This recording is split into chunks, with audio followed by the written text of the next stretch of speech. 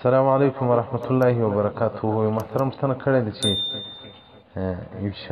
یو چا شی امانت را کړی دی، هغه راسه ورک سو، اوس نو هغه له ما سوی خامخا به زما امانت راکوي.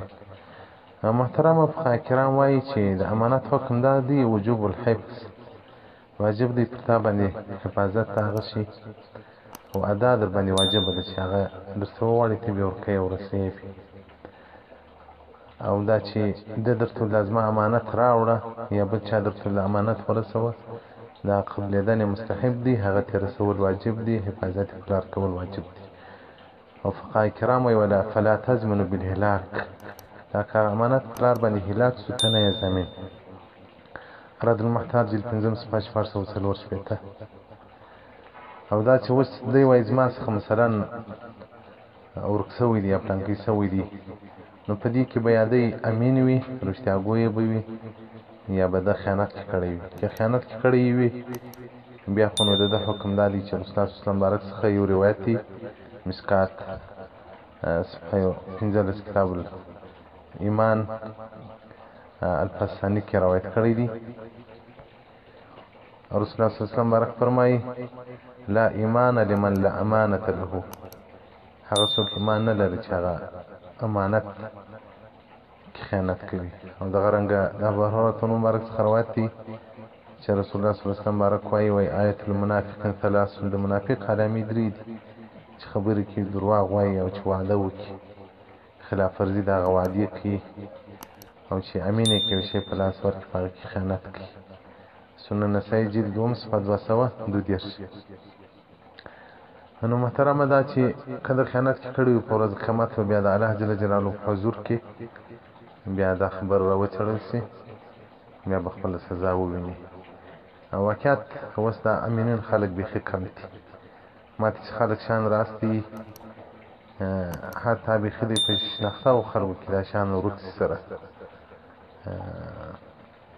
نو ضرورت مې نه وي چې نوم یې واخلو. دا پرون یو محترم پیسې د مسجد لپاره استولې وې، نو ما یو چا ته وویل، هغه مې ورته معرفي کړې پیسې چې رالې په مابینځ کې 3 ورکې سوي، یوه حصه هغه رالې. نو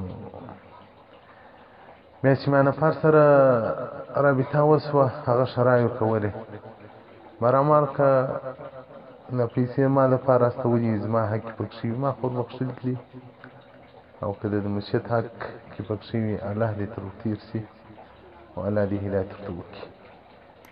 نو دا خیانت اوس بیخي د مسلمانانو دی خوی ګرځېدلی دی. هغه هندو یو زوی وایي مسلمان سوی و، پلار یې نه و خبر، بل ورځ دا قریبان راټول په سره ولاړ، زما زوی ما خیال کېږي مسلمان سوی دی.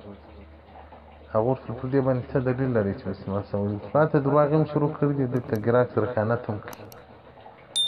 سبحان الله، دا زموږ څه ډول مسلمانۍ ده چې کافران زموږ له دې نه څخه په نفرت کې وولېدل. بېچاره ټول هندو سره مې سودا کوله چې نه مې ورسره ولېدل، زه هندو یم، درواغ نه وایم.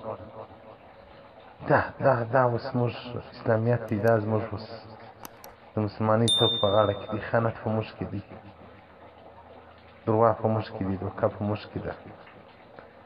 راځئ د اسلام چې څنګه راپاته دی پر هغه طریقه باندې وکړو، کافران به زموږ له دین سره مینه پیدا کړي. اوس خو موږ له خپله دینه څخه کافران په وحشت په نفرت کې اچوو. الله دې رحم وکړي. السلام علیکم ورحمت الله وبرکاته. حمایت لطفا چینل हमारा सब्सक्राइब करें.